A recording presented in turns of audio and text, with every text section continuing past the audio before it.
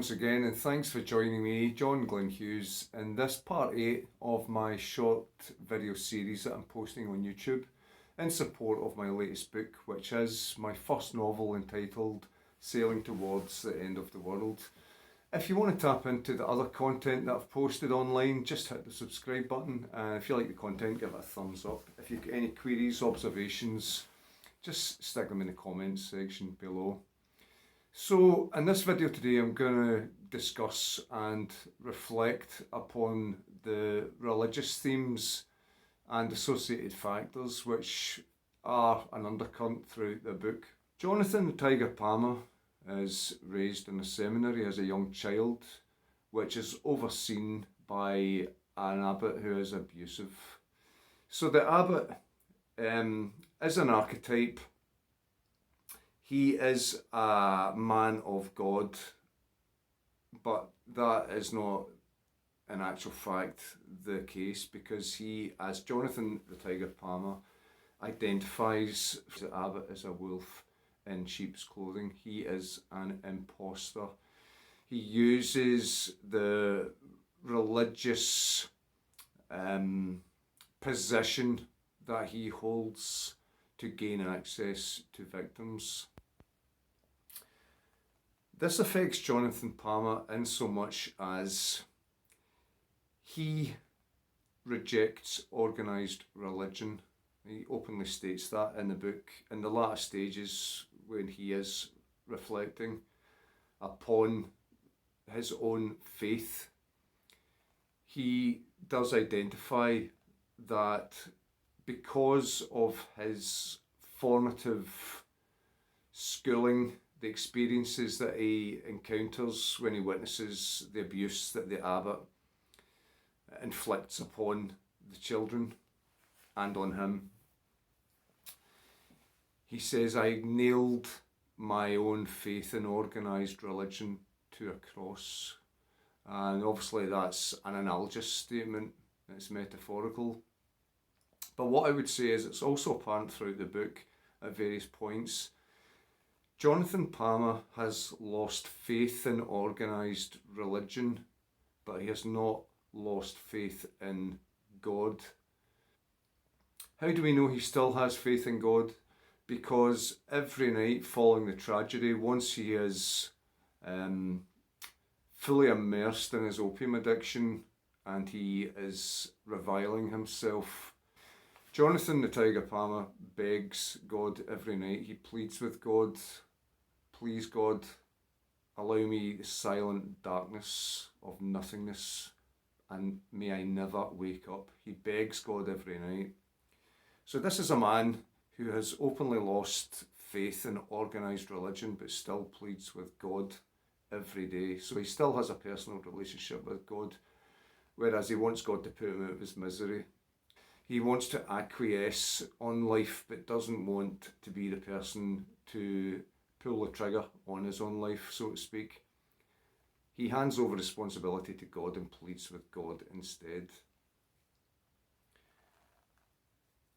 Obviously, naturally, God does not endow him with his petition, because anyone of faith would accept that God has given them free will. We're not slaves to God. Nobody in the book is a slave to God, because God has imparted the ultimate gift of all, and that is freedom, the freedom of free will. Therefore, you and everybody in the book would be, under this premise, responsible for your own life. You're not a slave, you are free. It's the greatest gift that, in the books, the greatest gift that God could give anybody is free will. So his pleas fall upon deaf ears. There's a couple other scenes in the book I want to discuss in relation to Jonathan Palmer, and one is in one of the latter chapters entitled Between Ants and Angels. Jonathan is in a foxhole during the Dutch War of Independence, aged 18, with his closest ally, best friend, Benjamin Cribb. And Palmer does openly admit that Cribb is far more sophisticated than Palmer in his thinking. And Crib tells Palmer that we occupy a position between ants and angels. We all occupy this position. This alludes to the fact that earth is not heaven and earth is not hell.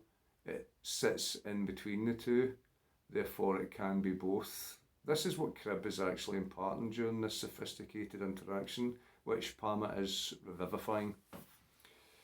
He's also alluding to ants, where we sit in a natural order anywhere between ants and angels. The ant analogy is a reference to the fact that ants unceasingly never give in. They never quit. When you place an obstacle in front of an ant will go around it, or over it, or under it. It will never give up. So there is an innate potency, a natural innate potency that an ant exemplifies. This is what Crib's talking about. When you're faced with adversity, we must be stoical. We must never give in. We only fail if we give up. If we push on, no matter the odds, no matter the circumstances, we will prevail ultimately. And that is the reference to the ant that Crib is imparting. As for angels, as Crib alludes to, give support from a position on high, a position of glorification. What he's alluding to there is when we are in a position which is beneficial to us, we shouldn't rest on our laurels, we should support those who are in need. And in the briefest possible terms, this is what Crib is talking about in the book. Another instance of Jonathan Palmer's religious connection is the scene when he also recalls an expedition that he's leading in the French Alps. This is another flashback which features in the latter phases of the book. He recalls leading an expedition in the French Alps whereupon they are met during a blizzard by exceptional circumstances. He unwittingly instructs the team that he leads to set up camp to escape the blizzard, unknowingly beneath a concealed sérac, which is a large, unstable body of ice. As they do so, there is an avalanche during the night, and all of the team, bar Palmer and two others, are engulfed in the avalanche, consumed by a tonnage of white concrete, as Palmer describes. He recalls the night, the coldest of my life. Him and the two companions that survived the avalanche are also buried in a snow hole, but not so much that they can't dig their way out. They survive the night by huddling together and hugging each other tight for warmth, and one of his companions strikes up by singing "The Lord is my shepherd." So throughout the night, over and over, they cling to each other for dear life, for life-giving sustenance, for warmth, and they sing over and over, "The Lord is my shepherd." The next day it is revealed that they are the only survivors, and as they dig their way out to discover the shocking fate of their companions, each man looks the other in the eye and says, "From this point onwards, anything else will be more." So the religious hymn gives them, in some part, the strength, and Palmer does state, "It gave me some strange comfort despite my crisis of faith throughout the night." This was partly inspired by a TV series, Peaky Blinders, which I watched, and it was fantastic. A fantastic scene where they use the ancient hymn or verse of in the bleak midwinter. I thought the cinematography and the scripting and the acting was absolutely phenomenal. So that partly inspired the inclusion of the Lord is my shepherd scene in the book. Ultimately, the book, without giving any spoilers away, culminates with Jonathan Palmer encountering the final judgment, the last judgment. And as far as that's concerned, I'll leave it at that. Next thing I'm going to discuss is a Camus. In one of the chapters reveals how a Camus came to be a scout and be on board. It also explains how he ended up with his facial tattoo and how he ended up with the gin in the bottle around his neck, the malevolent spirit of Hanoi o Rangi.